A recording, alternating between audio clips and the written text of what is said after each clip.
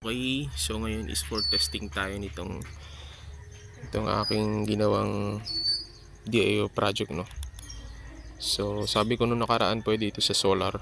Pwede natin itong itap sa solar para makapag-charge tayo. Para kung walang kuryente, no, or blackout or brownout, makakapag-charge pa rin tayo gamit lang yung solar natin. So yan lang yung ating solar na gagamitin.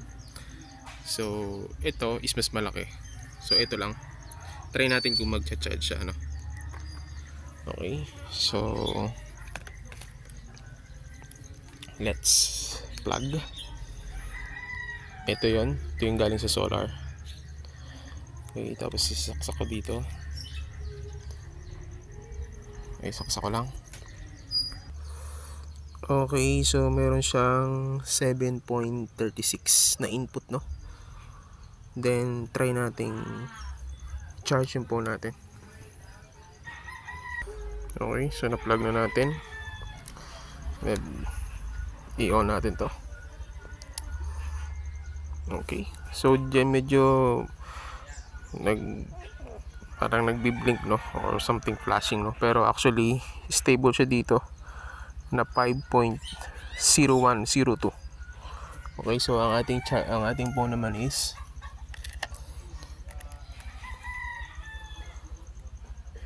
okay.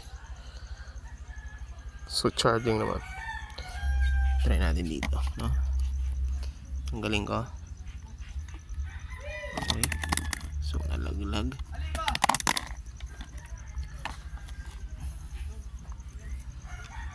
Okay, pag-lag natin.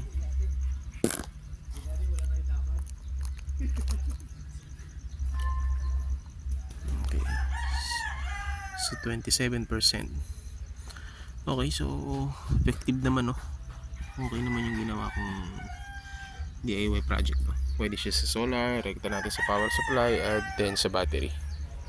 Also sa kung meron tayong generator, no, na 12 volts DC din, pwede nating itap dito. Okay, so yun lang, at least gumana.